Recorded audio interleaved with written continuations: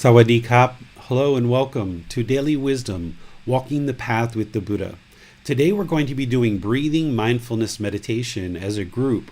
Today is Wednesday, where we come together here on Facebook, YouTube, and Zoom, Twitch, Periscope, on our podcast, and help people to learn and practice meditation. Today we're doing breathing mindfulness meditation. Next week we're going to be starting with our loving kindness meditation and doing that for 4 weeks. And then after that we're going to be learning Buddhist chanting as part of our Wednesday practice session, where we come together to encourage and support and motivate each other through kind of a community of all throughout the world being able to connect in together and have a group session where we're meditating and or chanting together.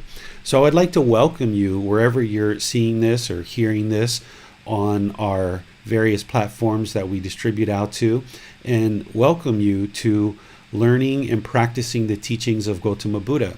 In our group learning program on Sundays, we do a talk based on the teachings of Gotama Buddha from the book Developing a Life Practice, The Path That Leads to Nibbana. And we're going to, this Sunday, be talking about the 10 fetters, the 4 stages of enlightenment, and the 7 factors of enlightenment. The 10 fetters are what needs to be eliminated in order to attain enlightenment and move through the 4 stages of enlightenment.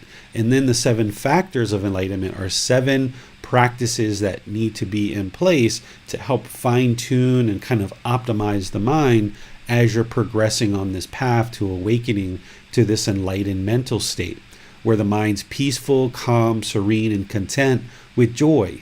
An enlightened mind will no longer experience any discontent feelings like sadness or anger, frustration, irritation, annoyance, guilt, shame, fear, boredom, loneliness, shyness, resentment, jealousy. All of these discontent feelings that are plagued by or the human being is plagued by these discontent feelings are completely eliminated from the mind as you train it to awaken to this enlightened mental state. And all it requires is for you to take some dedication and some effort to learn and practice the teachings over a consistent long-term period of time. And as you do, and you start learning and implementing these teachings, the mind will gradually improve. There's nothing here in Gotama Buddha's teachings that anyone needs to believe. There's really nothing that you should actually believe in terms of Gotama Buddha's teachings, because belief isn't going to help you to determine what is the truth and acquire wisdom. The mind is awakened through wisdom. So there is no belief, and you shouldn't believe anything that I ever say, anything that I ever teach, anything that you ever read about Gotama Buddha's teachings, but instead you should learn the teachings, reflect on those, and then practice them so that you can see the truth for yourself. And that's what today is all about, is rather than believing that meditation is going to be helpful for you, let's actually practice it so that you can see that it is indeed improving the condition of the mind the more that you build up and develop this practice of meditation. So today is all about breathing mindfulness meditation, where we're training the mind through a dedicated, active, purposeful training session to eliminate craving, desire, attachment from the mind and to cultivate mindfulness. Craving, desire, attachment is the cause of all discontent feelings. This is where the mind longs for something with a strong eagerness. You just really want something so badly. And if you get it, the mind is happy, it's excited, it's elated, but that's discontentedness. Or if you don't get the object of your affection, then the mind's angered or frustrated or irritated. This is discontentedness. And sometimes the mind doesn't even know what it wants. And oftentimes this will bring about boredom or loneliness or something like this. So it's this craving, desire, attachment, this mental longing with a strong eagerness where the mind longs for something externally and then wants to hold on to it very tightly, that causes the discontent feelings in the mind.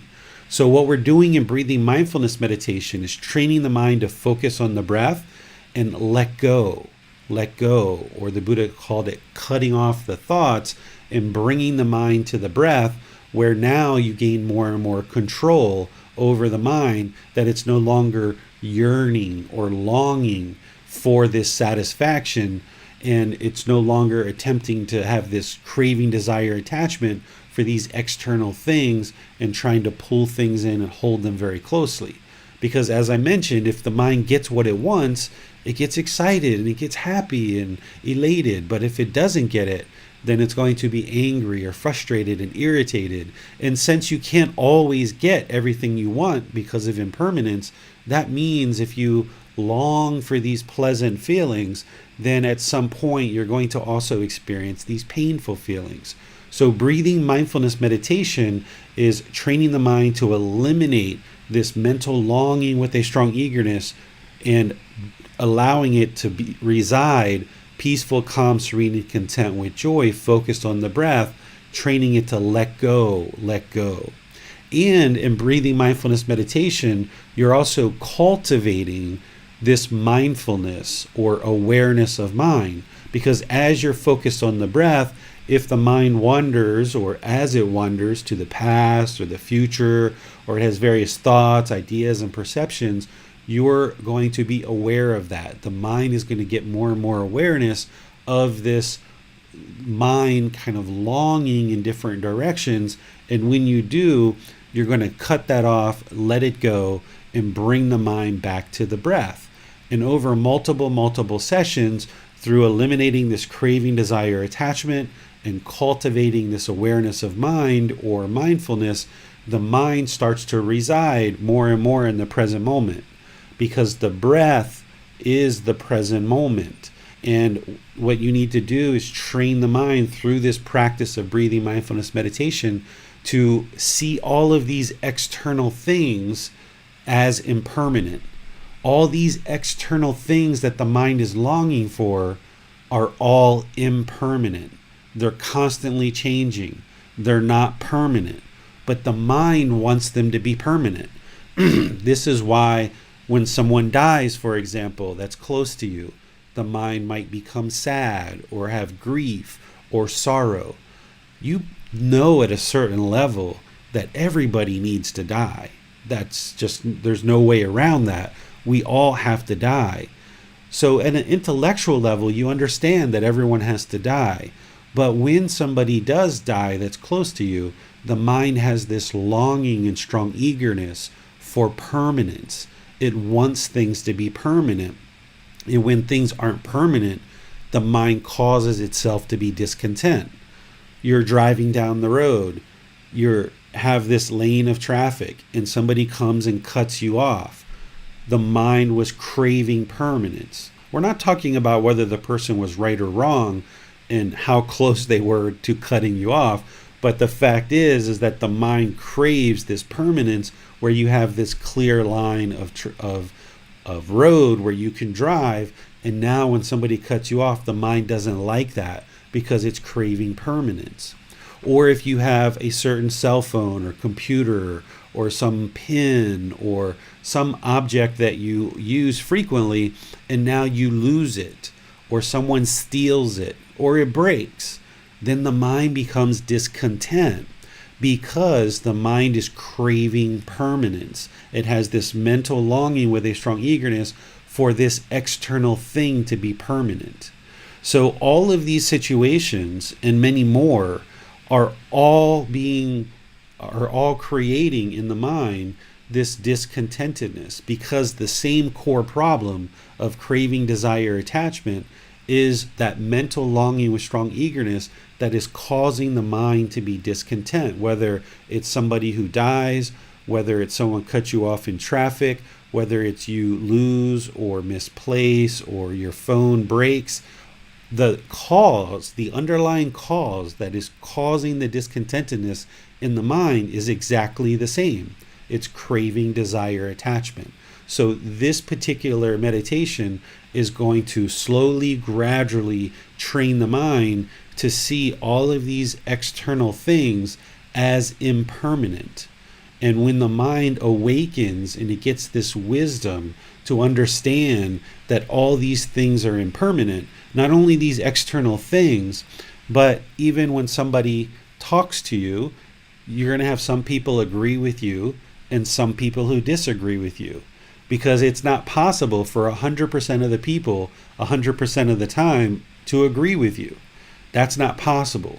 So when somebody disagrees with you, if your mind is awakened to impermanence, you can train the mind that, okay, this is just impermanence. Someone disagrees with me, and now I can talk kind, polite, and respectful to this person, and I don't need to have anger or frustration. And gradually you train the mind to let go and stop craving this permanence. That's the underlying core problem that Gotama Buddha discovered. But it's only this meditation that is going to help you to eliminate that, along with practicing generosity, which we're going to get into later in our program, because there's kind of two core antidotes that the Buddha gave us as a way of eliminating and eradicating this core central problem of craving, desire, attachment. And in order to observe these feelings arise and cut them off, we need to develop awareness of mind in meditation. That's mindfulness. So that then in daily life, as things are happening and we see this discontentedness arising in the mind, with awareness of mind, you can cut that off and let it go. But you will only be able to do that if you've trained in meditation more and more and more. It'll become easier for you to let go in daily life, so that the mind's not holding on and causing itself to be discontent. So I would like to invite you to pull up a meditation cushion, to get a chair, to either lie on the floor if you're going to do lying position, or if you're going to do standing position, where you can take up a meditation position of either standing, lying, or sitting. Standing, lying, or sitting. I usually say seating, lying, or standing, in order to do meditation. So from the seated position is where we normally teach you starting out, is you would like to have the lower body nice and comfortable, but not luxurious. So put the lower body either on the floor or in a chair. If you're on the floor, you probably would like to put some cushions under your rear so that you lessen the angle at your hips and your knees and your ankles, and you allow the circulation to flow in your legs. Because if you're feeling pain in any part of the body, it's going to be hard to train the mind, because the mind is going to be experiencing pain. So you would like to have the lower body stable and comfortable, but not luxurious. So if you're sitting on the floor, you probably need some cushions to kind of lessen that angle at the hips, knees, and ankle. Your upper body should be nice and erect, right? So if you're in a chair or you're sitting on the floor, don't lean back up against something unless it's just absolutely necessary in order to eliminate pain. And even then, just kind of do a lightly leaning back in order just to support the upper body, but don't allow the upper body to collapse, because then the mind is going to have a tendency to become inattentive. You would like to maintain this attentiveness of the mind by keeping the upper body erect through the spine. The hands and the arms, the Buddha put his right hand over his left with his thumbs together, and then this all goes into the lap. But if that doesn't work for you, again, it's not about permanence, because we know impermanence. So if that doesn't work for you, or it doesn't feel comfortable, there's other options like placing your palms on your thighs or your knees, putting your arms on the armrest, maybe putting your palms up. Whatever is comfortable for you. Essentially, your meditation position should be such that all the muscles in the body are essentially relaxed, except for this middle part of the body where it's nice and erect, and that helps to engage the muscles, and it keeps the mind attentive and alert so that we can access it and train the mind. Because the mind's the boss, the body's the employee. We need to go through the employee in order to get to the boss. So we keep this body active and attentive. If the employees are too luxurious, then they're not going to want to take us to go see the boss. So we would like to keep the employee comfortable, but not luxurious. So we keep this body comfortable, not in pain. And if any time during meditation you experience any pain, just move or shift your body in order to get comfortable during the meditation. From this meditation position, with the lower body comfortable, the upper body erect, and the hands and arms comfortable, just close the eyes and start breathing in through the nose and out through the nose. I'm going to provide you some guidance here before I do chanting, and then we'll do some more guidance at the end of chanting as well before we go into our meditation.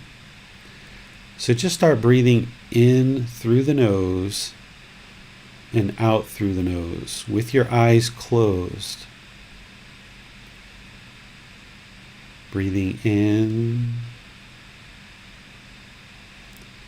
and out. Your breath doesn't need to be synced up to the guidance that I'm giving you. I'm just helping you to remember to breathe in through the nose and out through the nose. Just start creating a nice, consistent breath where you're not controlling the breath, you're not forcing the breath, you're just allowing it to happen naturally. Breathing in and out. What you're going to want to do is focus the mind on the breath, the sound of the breath, or the sensation of air entering the nose. The breath is the present moment. So you'd like to fixate the mind on the breath. Breathing in and out.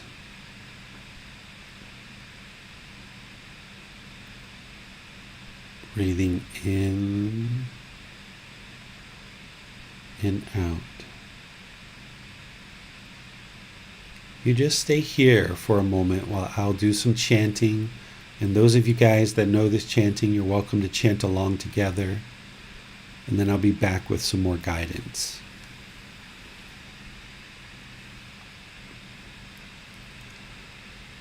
Arahang Samma Sambuddho Bhagava Bhutang Bhagavanang Apivateyami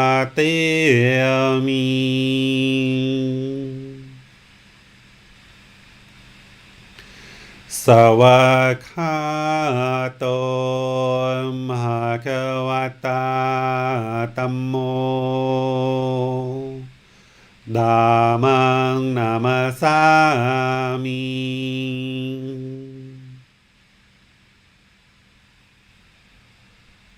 Supatipano Bhagavato Sāvaka Saṅkho Saṅghang Namami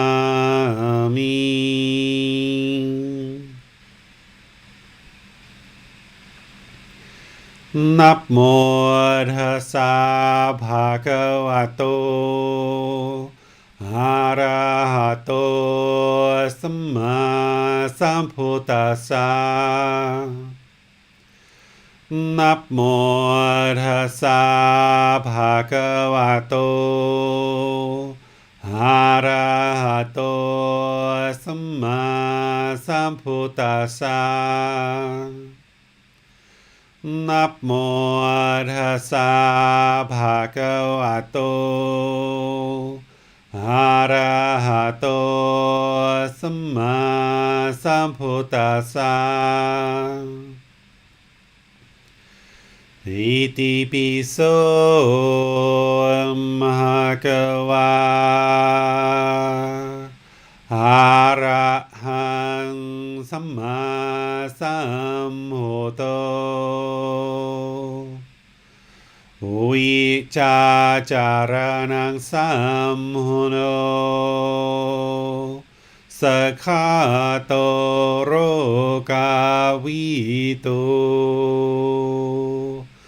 อนุเตโรภูริสานามาสติสัตตาตาวามานุสนังพุทโธภควาติ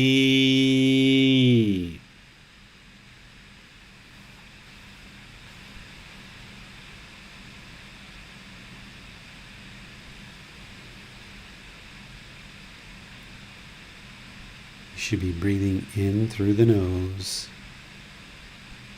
and out through the nose.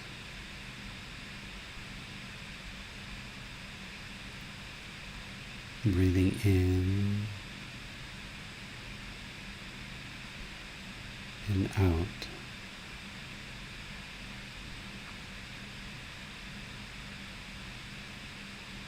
Breathing in and out.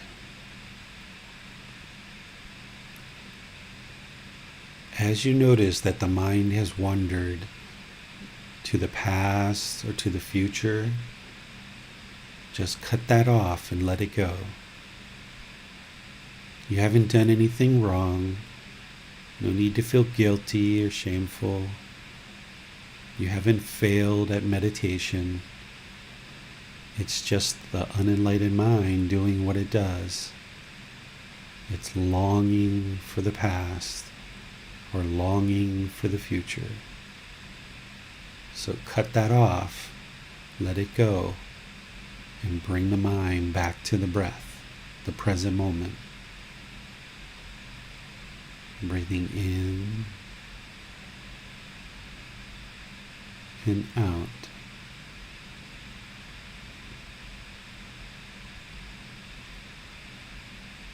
Breathing in and out.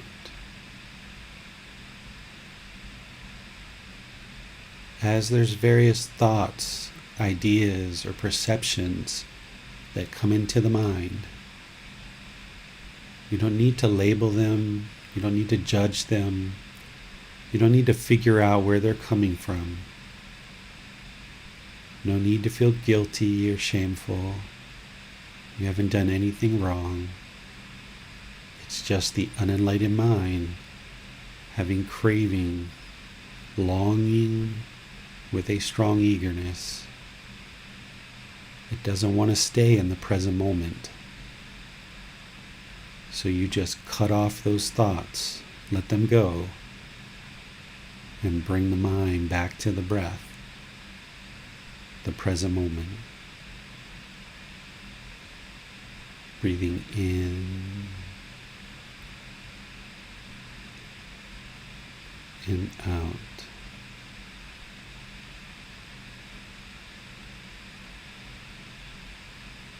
Breathing in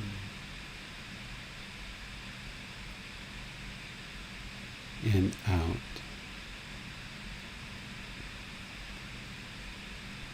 The unenlightened mind's going to want to hold on. That's why it's holding on to the past, the future, thoughts, ideas, perceptions. It may even want to hold on to this voice. But I'm going to be quiet soon so that we can train the mind to go inward and not hold on to anything external by just focusing on the breath. Breathing in and out.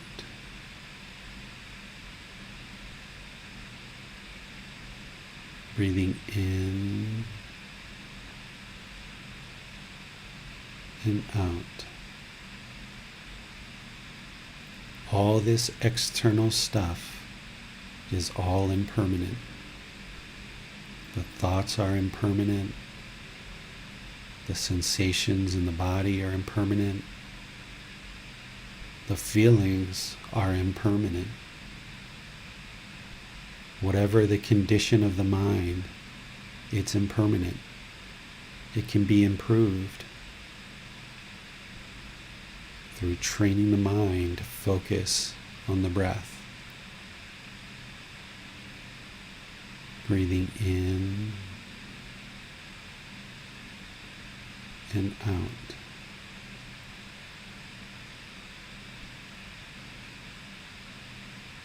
Breathing in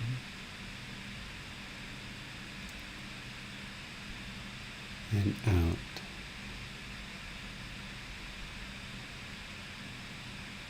You have nowhere to go. There's nothing to do. No one needs you right now. Just focus on the breath. Breathing in and out.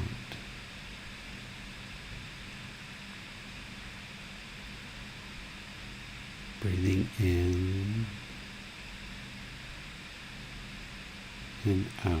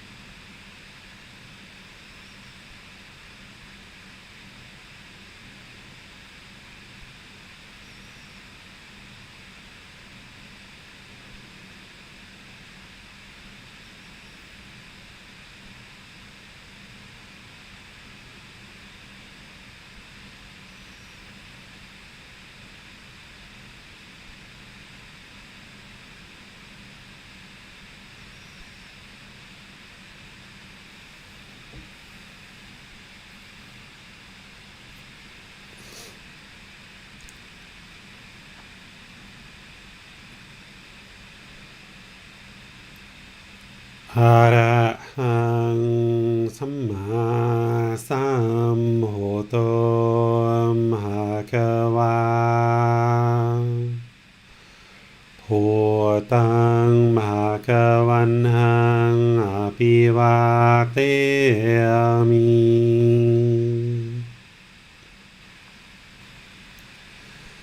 สวากขาโตภะคะวะตาธัมโมธัมมังนะมาสามิ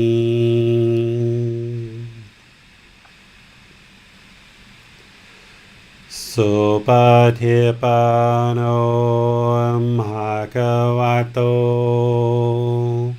สาวกสังโฆสังฆังนามามิ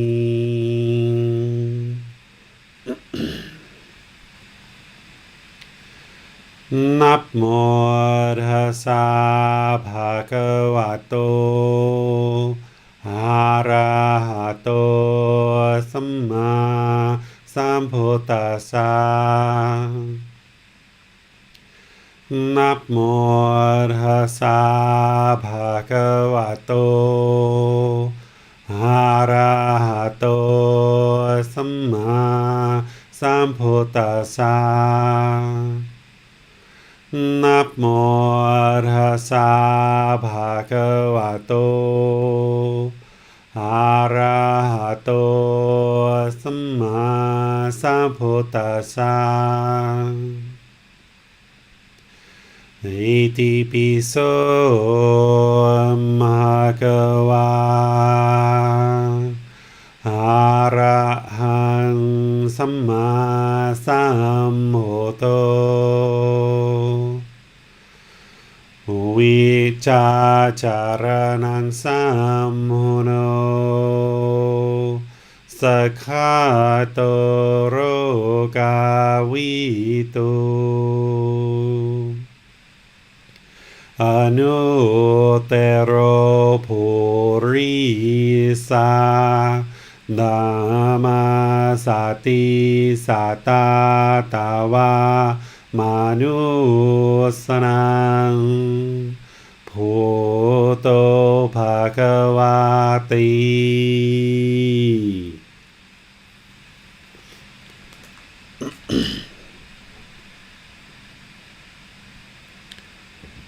Okay, if you guys would like to start slowly coming out of meditation.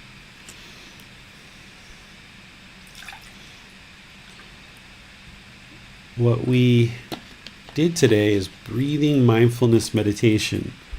Gotama Buddha explains this as being essentially the best thing that you could ever do for your practice, is actually doing breathing mindfulness meditation, developing the perception of impermanence, where the mind starts to understand and starts to practice that these thoughts and ideas, perceptions are all impermanent. These physical sensations in the body are all impermanent. All this external stuff around us, it's all impermanent. Even this physical body itself, it's impermanent. It's constantly changing. There's no fixed, constant, steady state of this body or these external things. And the more that you train the mind to let go of all these external things and the thoughts and feelings in the mind, then the mind will reside peaceful, calm, serene, and content with joy permanently. But in order to get there, you have to first train the mind to understand and be comfortable with impermanence.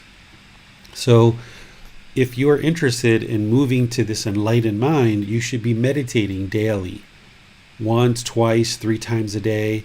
I recommend 2 to 3 times a day, morning and evening, or morning, evening with a midday as well. That could be your third meditation, where you're consistently training the mind to let go, let go, let go.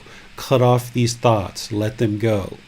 And the more that you do this over a consistent period of time, you start gaining control over the mind. Rather than the thoughts and the mind controlling you, you're actually controlling the mind.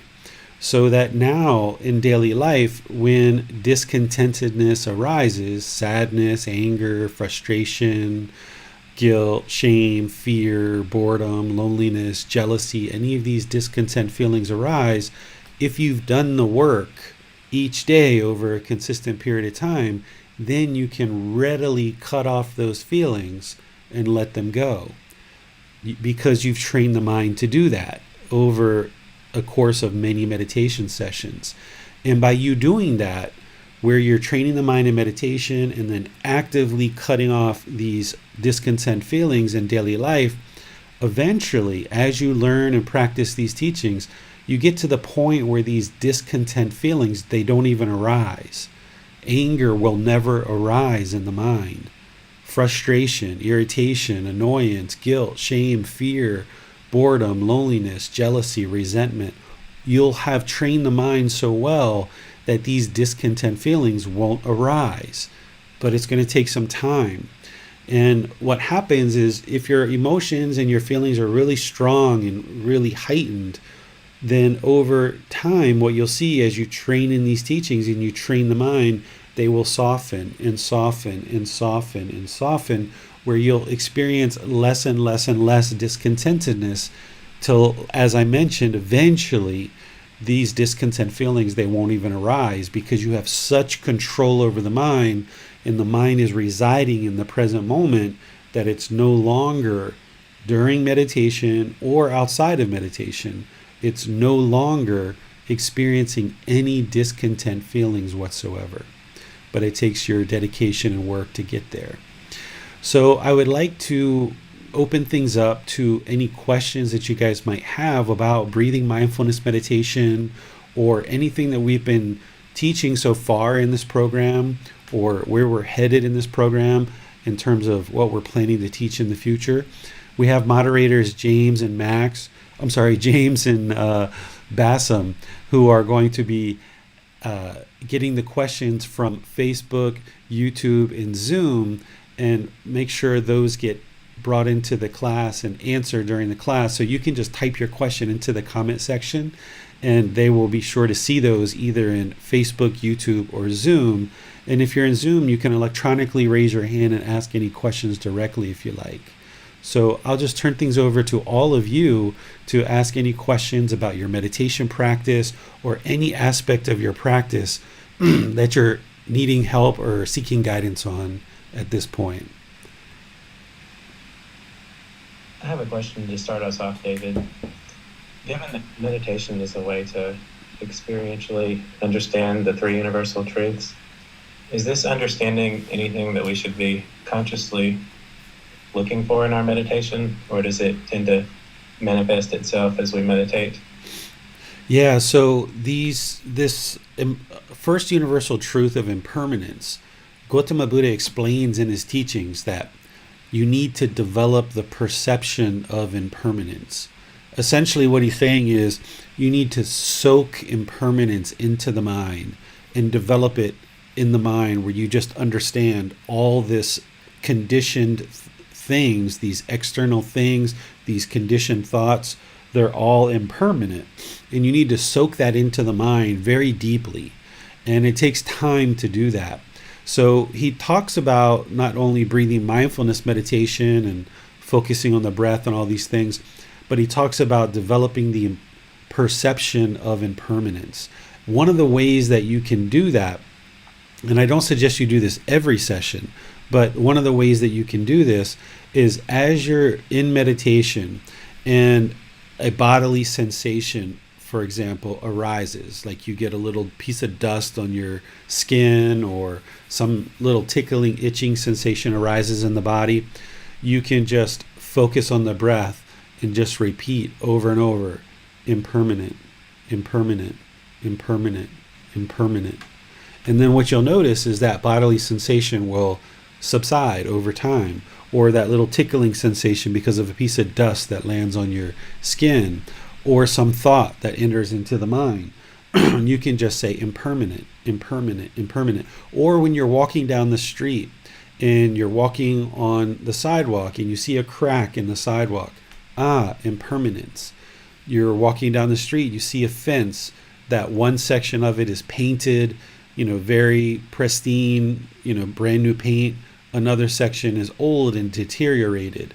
Impermanence. Or you're looking at pictures of this existence and you see pictures when you were a child and you see pictures now and you see the physical body has changed. Impermanence. Or you see your car and you remember the car that you purchased once was very beautiful. Maybe it was a brand new car, or it was somewhat new, and now it's deteriorated over time. Impermanence.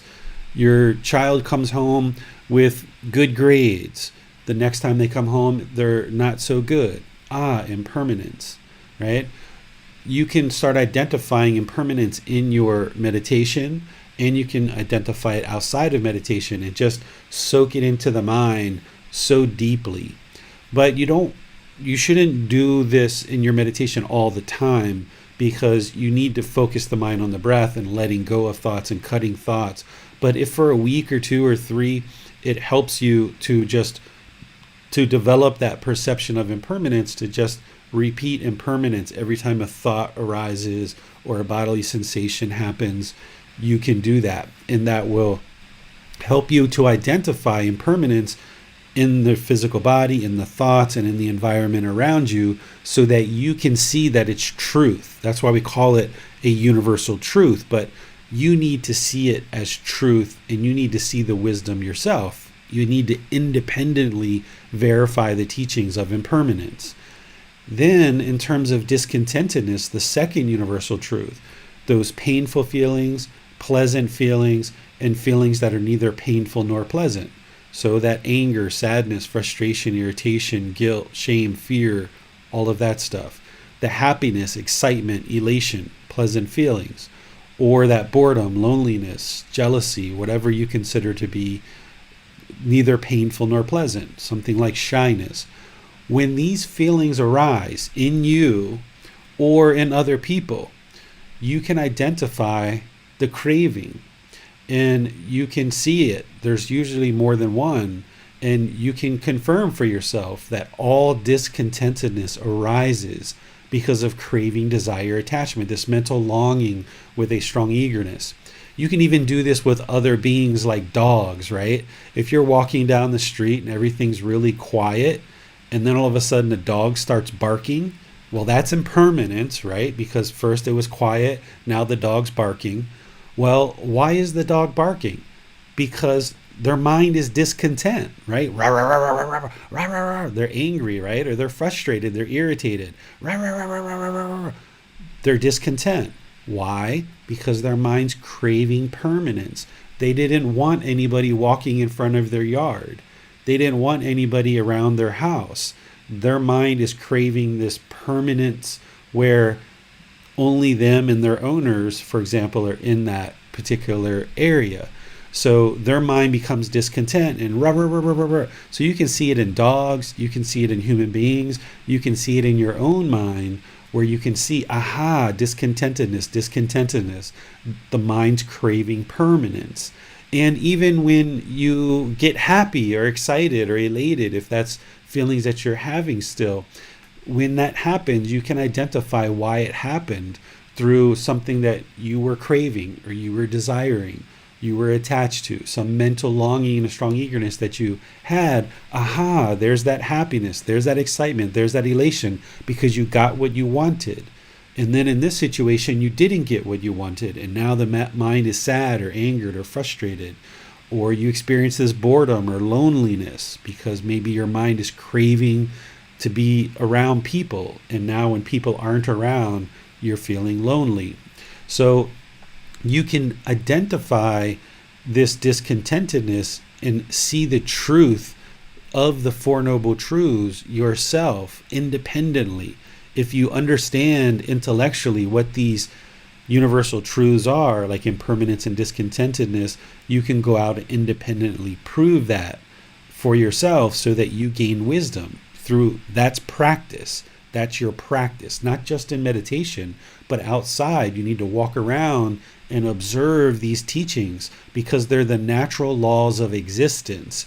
These natural laws, these truths exist everywhere around you.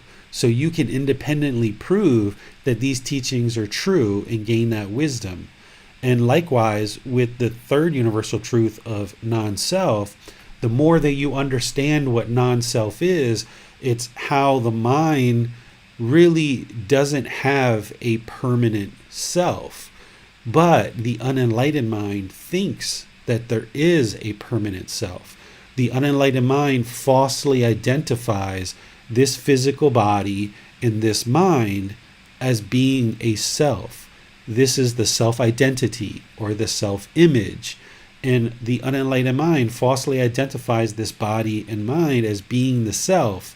And as long as it does that, it's going to protect it, it's going to defend it, it's going to become discontent if somebody does something around you that infringes on the self-identity or the self-image.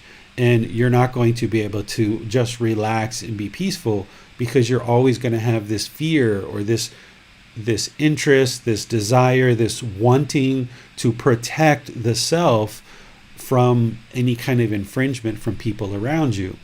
And you can see that there is no permanent self by reflecting.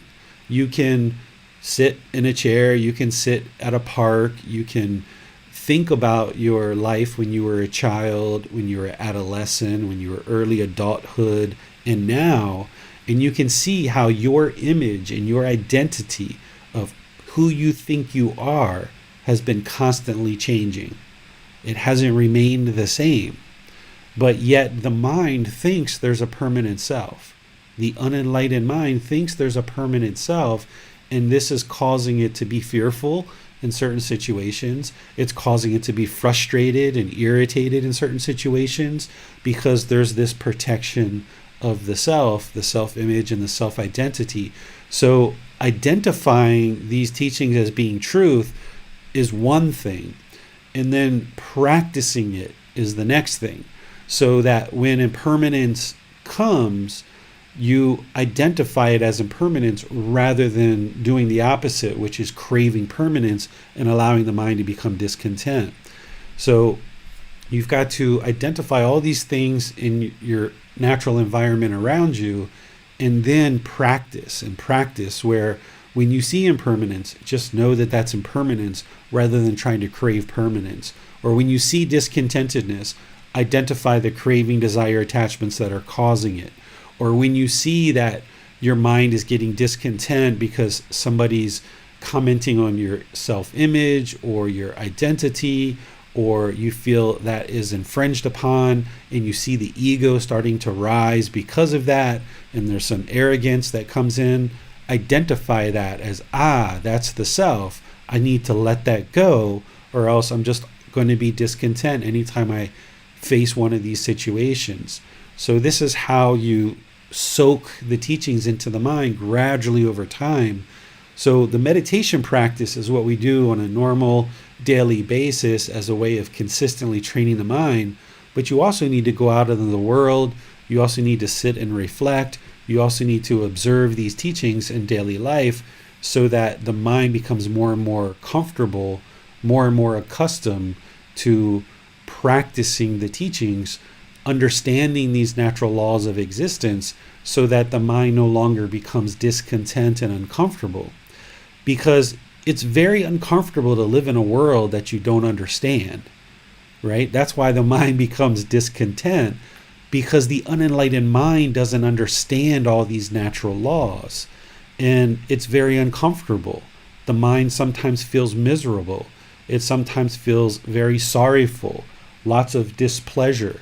It doesn't feel comfortable existing in a world that it doesn't understand. The unenlightened mind thinks it understands, and it thinks that it needs to go around and change everybody. It thinks it needs to change the situation. It thinks it needs to go around and fix all this external stuff. And if it does that, then the mind feels like it's going to be peaceful. But the mind can't fix all this external stuff, all this external things are going to always be changing. And the unenlightened mind, it doesn't know what it doesn't know. This is the ignorance or the unknowing of true reality. So the unenlightened mind finds it oftentimes very uncomfortable to exist in the world because it doesn't understand these natural laws.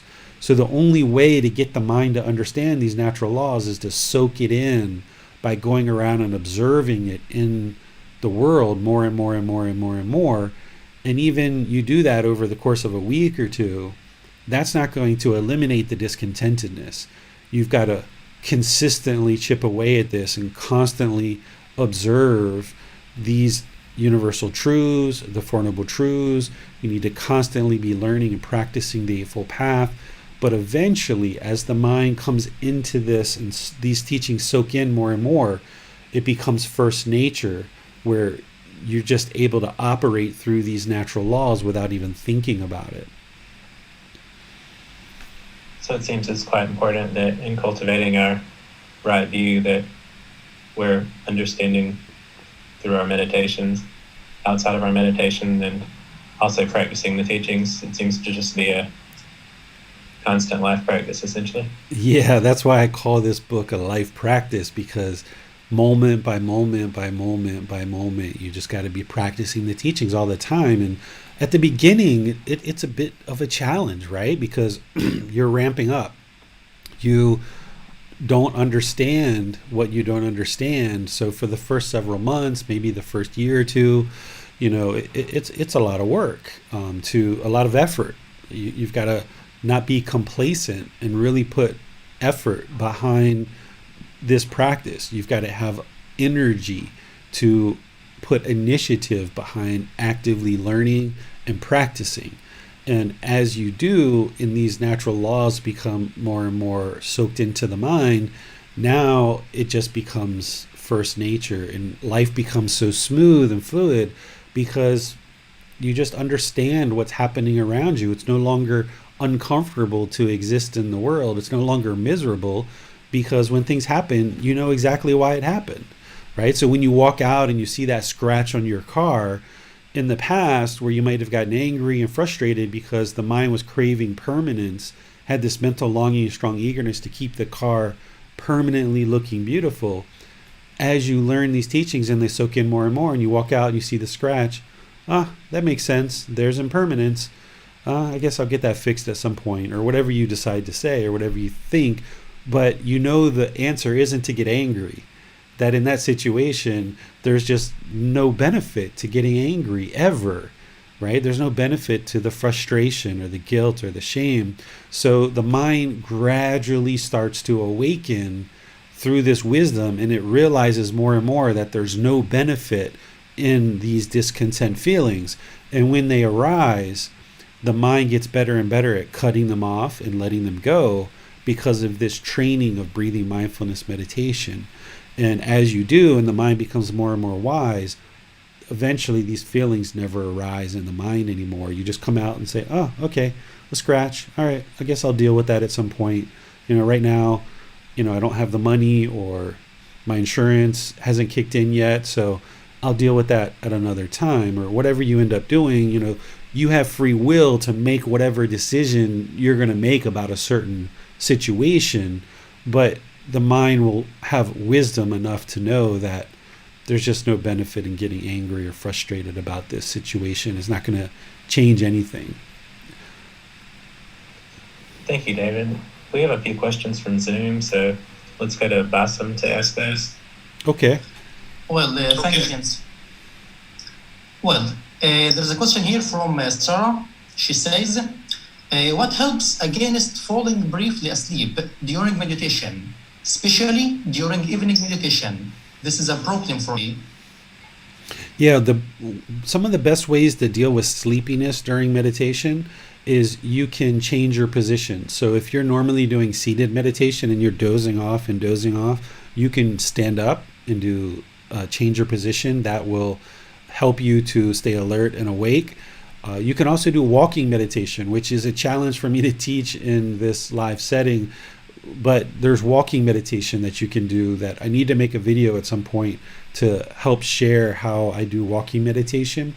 So these are two options that you can do in order to maintain your alertness. But also, just know that part of meditation, oftentimes the mind does become sleepy, and this is an indication that the mind needs rest. And sometimes it's just better to go ahead and get some rest. So I've noticed that when I first started meditating, for the first several months, I used to get very, very sleepy, and I would just go to sleep and get some rest. And then for many years, I haven't gotten sleepy during meditation at all. But in the last week or so, I've noticed my evening meditation has also been a little bit sleepy, where I've kind of been dozing off a little bit. And I'll kind of come back to meditation a few times and make sure I get some good meditation, but then eventually I just go to sleep. And that's what the mind needs, is it needs some rest.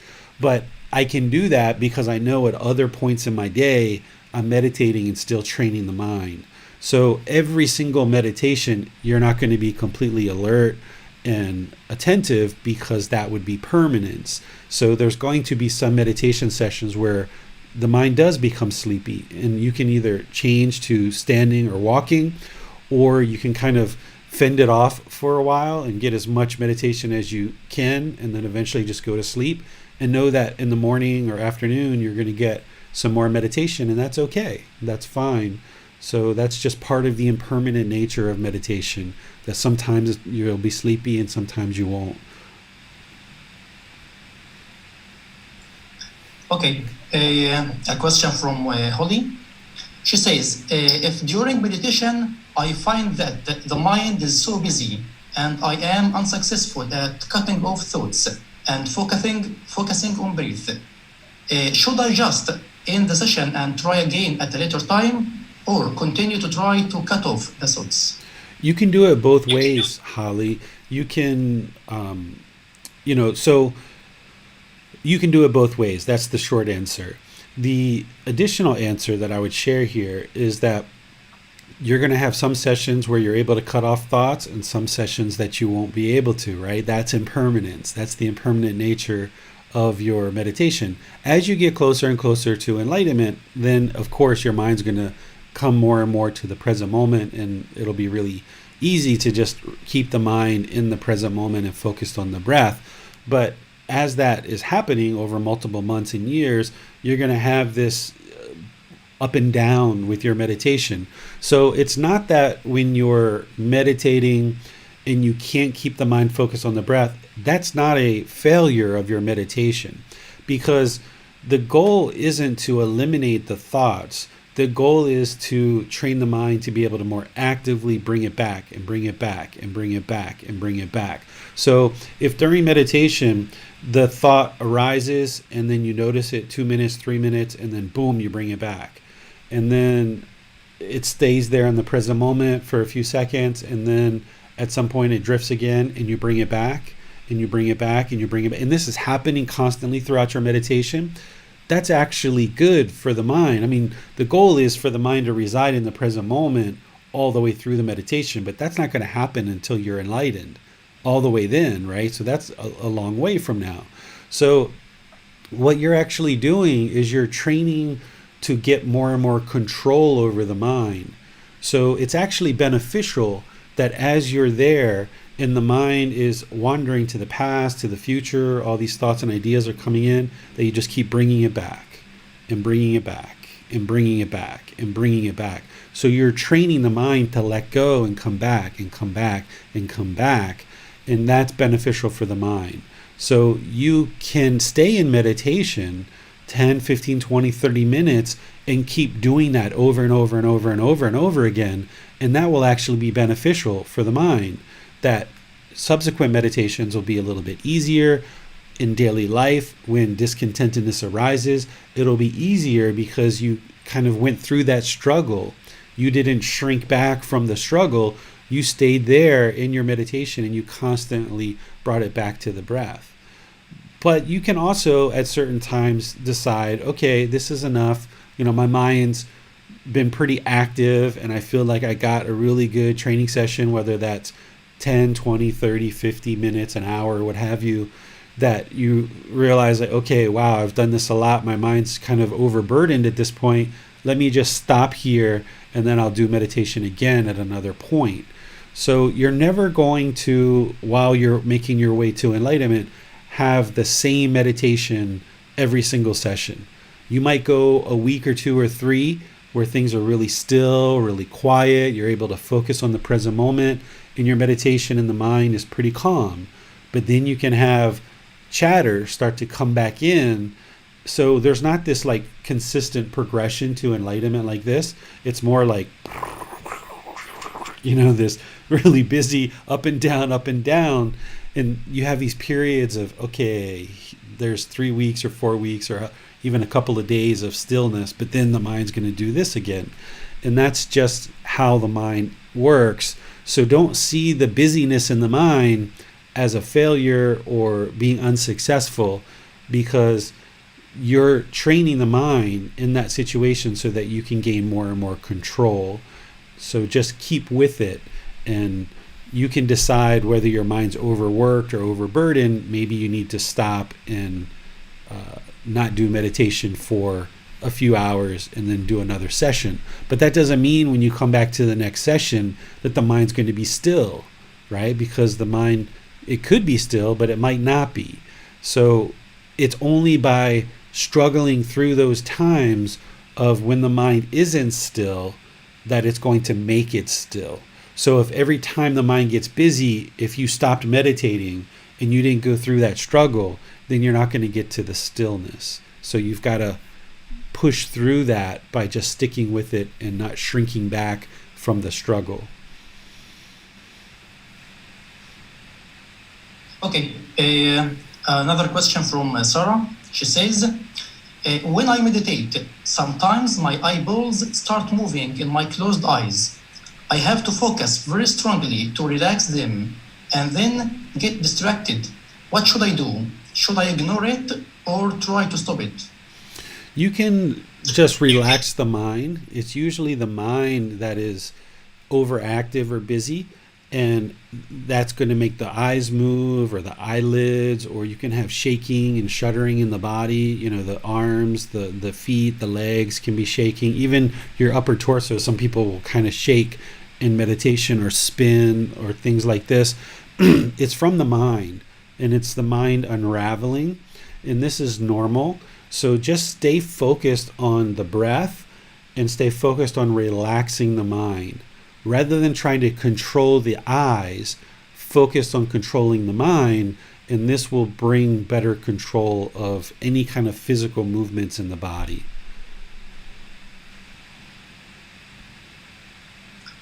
Okay, there's a question here, teacher.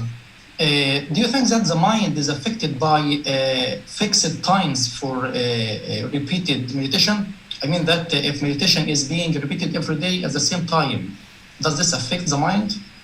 There's no possible way that you can fix your time of meditation and meditate at the same time every day.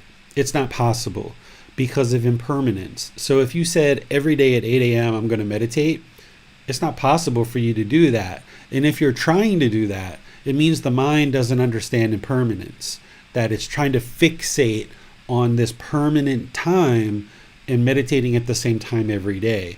Your mind in the body, it doesn't know what time it is. You need to do an enormous amount of training over the course of many months and years. So having a fixed time isn't going to change your meditation. Let me give you an example. I often describe meditation as collecting water in a bucket, that the mind is really thirsty, your bucket's empty, and while you're meditating, you're scooping water in this bucket so that you can get water. Now, if you're really thirsty, are you only going to go scoop water at 8 a.m. every morning, and that's the only time you're going to scoop water is at 8 a.m.? And if it's 7:30, that means you can't scoop water.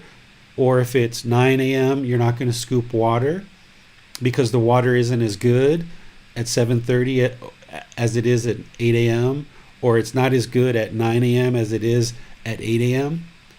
Of course, it's the same, right? The body and the mind doesn't care. It just needs this water. Whether you scoop it at 7:30, 8 a.m., or 9 a.m., you need to scoop the water. So don't try to fix your time of meditation, because the body and the mind doesn't care. It's thirsty. It needs this meditation. It needs this water. So whenever you can scoop water, scoop water. Whenever you can meditate, meditate. And if you have an anchor point, like for me, I know when I wake up in the morning, I'm going to meditate. But what time I wake up every day is different. And I know that in the evening before I go to bed, I'm going to meditate. But whatever time I go to bed at night, it's always different. And I typically will oftentimes meditate in the middle of the day, sometimes in classes like this or other times, and that's always different. But I have these times that I know that generally I'm going to be meditating in these parts of the day, but the specific time doesn't actually matter. And if you're craving to meditate at exactly the same time every day, then you haven't allowed impermanence to soak into the mind and realize that that is actually impossible, and it doesn't actually benefit the mind at all. It actually makes things worse because the mind's still craving this permanence. Okay, thanks, teacher. No more questions on Zoom for now. Okay. All right, David, it seems like that's all the questions we have for today. Okay, so all of you that are looking to actively train in the Buddhist teachings to develop this life practice, over the last month and the rest of this week, you should be doing breathing mindfulness meditation as part of your daily practice. Once, twice, 3 times a day. Build it up where it's closer to 2 or 3 times a day, and it's closer and closer to about 30 minutes per session without timing it. No need to time it, but just generally kind of get in that ballpark, more or less, so that you know that 2 or 3 times a day, you're training the mind in breathing mindfulness meditation over the course of each day. And if you skip a session here or there, or you forget, or you're too tired and you say, you know what, I'm not going to meditate today, I'm going to go to sleep, that's fine. But just don't allow the mind to become complacent, where that becomes 2 or 3 or 4 days where you're not meditating, right? You need to ensure that every day you're meditating, and it's your schedule of meditation. There's no such thing as a schedule to meditate, because that would be permanence and it's not possible. But you need to be consistently meditating 2 or 3 times a day, each day, and just know that that's going to fluctuate here and there. And if you continue to do that for the rest of this week, next Wednesday, we're going to add to breathing mindfulness meditation, we're going to add loving kindness meditation. And you will get more benefit out of your loving kindness meditation if you've really well developed this breathing mindfulness meditation. So we're going to add that in, because that takes care of a whole separate problem that the Buddha discovered. Breathing mindfulness meditation takes care of this primary problem that causes discontentedness, which is craving, desire, attachment, these expectations, this wants, this clinging. That's what this meditation is taking care of, and it's cultivating awareness of mind, or mindfulness. But when I talk about loving kindness meditation next week, I'm going to explain to you this other problem that Gotama Buddha discovered about the mind that loving kindness meditation takes care of. And now you will just fold this in and incorporate it in to your meditation practice. And we're going to do 4 Wednesday sessions of loving kindness meditation, which we will start out with breathing mindfulness meditation. Then we will move into loving kindness meditation, and then we will exit with some more breathing mindfulness meditation. So loving kindness meditation is kind of put right in the middle. So that's why you need this breathing mindfulness meditation as a foundation, as a platform in which to build on. And then towards the very end of March, I'm going to teach the Buddhist chanting for those of you guys that are interested in learning Buddhist chanting and how that can actually be helpful and beneficial to your practice. So that's what our Wednesdays look like over the coming month. This Sunday, we're going to be talking about the 10 fetters, the 4 stages of enlightenment, the 7 factors of enlightenment. This is kind of a preview of chapter 3, which is in the book. We're kind of going right to the heart of chapter 3 and covering these things, because there's some students who have been studying online with me for the better part of a year, and they've been progressing in their practice, and they may be getting to a point where they need to start focusing on these 10 fetters in order to start eliminating them. And even for those of you guys that are starting out this program in a new way, and you're kind of new to the program, it's really good for you to be aware of these 10 fetters, because this is what you need to actually eliminate in order to attain enlightenment. You need to eliminate these 10 fetters from the mind, or we also call them taints or pollution. So we're going to be focusing on this on Sunday. So I look forward to seeing you on either Sunday or Wednesday so that we can continue the training. And then the following Sunday, a week and a half from now, that's where we're going to start chapter 1 of the book, Developing a Life Practice. So continue to meditate, continue to learn, continue to not only learn and reflect on the teachings, but practice them in daily life, where you can be polite, kind, friendly, and respectful to all the people and all the beings around you. So until our next class, I'll see you then. Sawadee khap.